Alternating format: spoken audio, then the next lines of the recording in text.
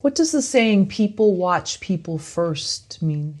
Oh, I feel like I'm being quoted back at myself because I say that all the time. Um,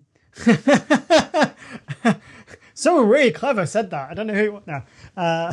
The I This is because, and this is from learn from my mistakes, right? Because I became obsessed in making my early short films about how everything looked, and it had to look good.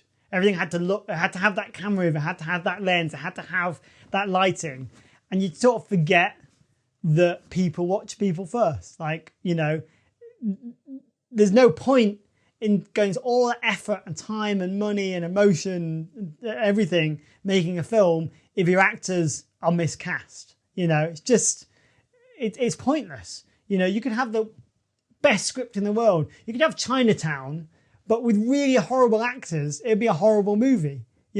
Whereas, Chinatown with amazing actors shot on a phone, might be not your cup of tea, but it'd still be a good movie, right? It's kind of, I feel like people, I think there's a few things. I think directors can be quite scared of actors, I think, because I feel you have to really put yourself out there emotionally for them to meet you where you need to be met, and that can be a scary thing for some people, or some people like to hide behind the technical side of things, like hide behind the monitor and or maybe just enjoy the technical side of it first. But I always say, look, if you don't love actors, and I love actors, right? A lot of my friends are actors.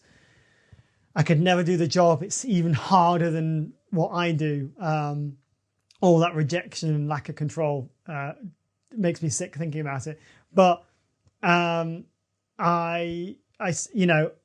but I love them. I love working with actors. It's a real joy. If you're not that person, then go be a DP or go direct, Coke cans and commercials, kind of thing. And the same way, if you're into actors, you're not into camera, go direct theatre. I mean, I don't like this idea that, you get actors directors and you get technical directors. Like, your job is to do both when you make a film, because it is a visual medium as well as being a dramatic medium in terms of performance.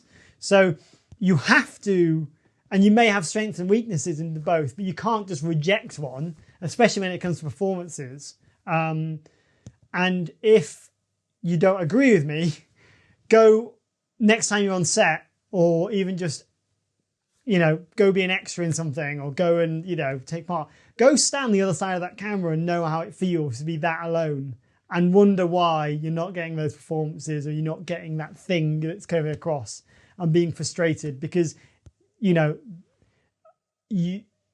you can hide behind the technical side, whereas the actors really can't, and they need a helping hand.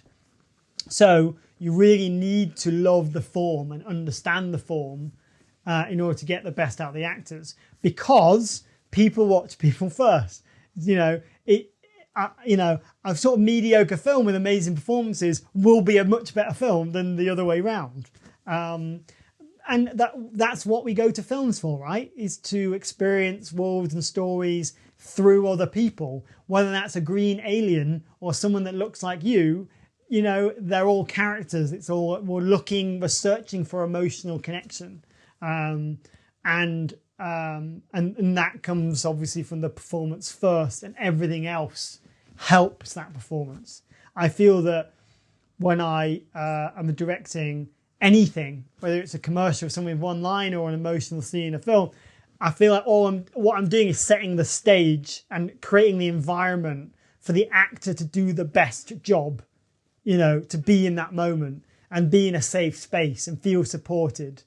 And that's what's most important over knowing your lenses, knowing what your shot list is. All that is obviously important, and maybe it comes with experience, maybe it comes with being on enough sets or knowing the room, but I'm very protective of my actors, because I feel that their performance needs to be respected. Like, my God, if you are on your phone on set when someone's acting, I will not be a happy bunny. It's just disrespectful.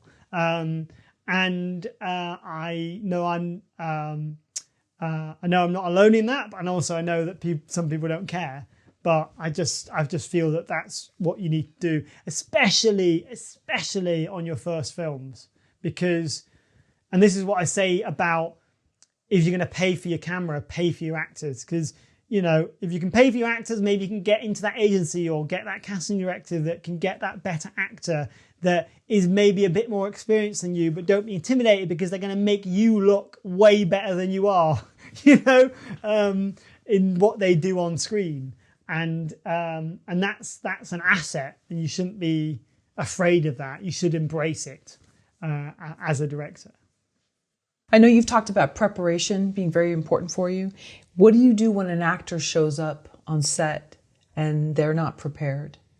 What do I do? I think, I mean, there's a few things with that. Maybe if they're not prepared because they've just not learned lines, for example, they're obviously, and you need to shoot that scene there and then, you know, you just get into very practical things of cue cards and boards, and or maybe try and shoot the other side first so the actor gets into the flow. You know, it becomes very practical.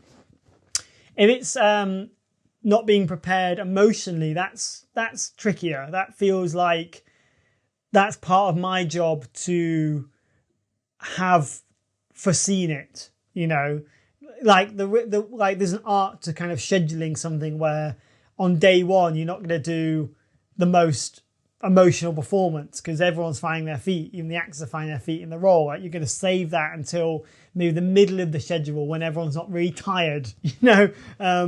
So there's a real art that comes to that.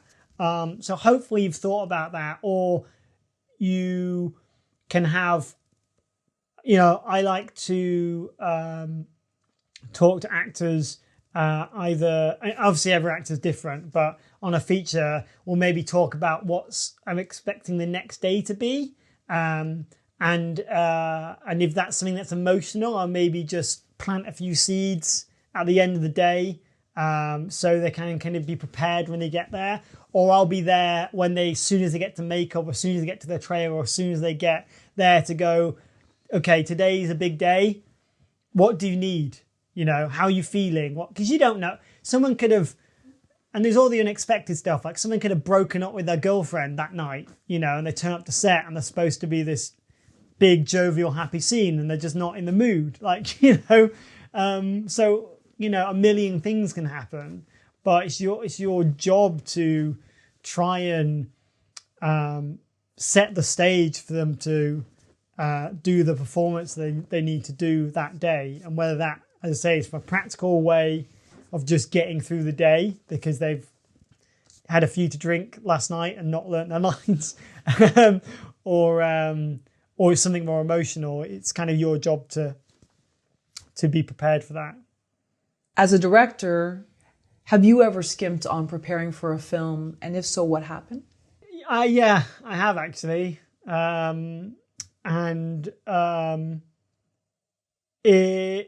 It was mainly, so I did an indie feature that was very kind of low budget. I was quite busy during prep, and it was one of those where we didn't quite know the money was going to happen, and then it suddenly sort of happened, and then I didn't really have a lot of time to prep. So maybe I'm making excuses for not doing the hard work. But I mean, I shortlisted it and I knew about it, but I feel like maybe from a script level, I didn't live with it more, maybe. You know, I feel like on reflection, I probably maybe missed a few beats that, and I'm not talking huge things, like, you know, I shot the film and we made it and it worked and we sold, you know, it's all that. But I think of them being very critical of myself, was that, like, maybe not being completely intimate with the material as much as I wanted to. And I think, and I think maybe that was a bit of a struggle on the odd scene, that maybe for some of the things we talked about not preparing the stage more, or maybe thinking I needed less time to shoot something than I actually did, you know, or underestimating how long action scenes take to shoot. sometimes and things like that. So the thing is, I do enjoy and thrive on being, I wouldn't say underprepared, but not being completely set in stone what's going to happen. Sometimes I feel like my best work is in the spontaneity, or the like on a case in point on Star Wars Origins, which I prevised and shortlisted and worked on for 3 years before I got to shoot it. I knew every single frame of what that film was going to be, and then you get to set, and then you shoot in the desert, and then your actors get sick, and then you suddenly don't have the actors that day that you need the actors for, and then you have to come up with creative ways of shooting the scene based on what you have available and piecing it together in a very different way. That now you see it and you go, actually, that's probably better.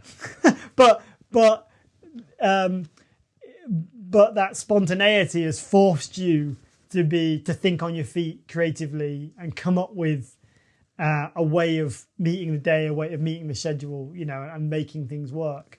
So yeah, I think, lesson learned from that film.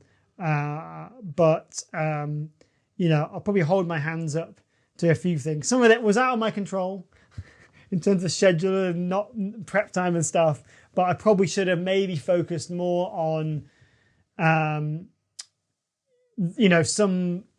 particular character arc that maybe I don't feel like I quite nailed, versus, some of the other stuff, that I had in limited time.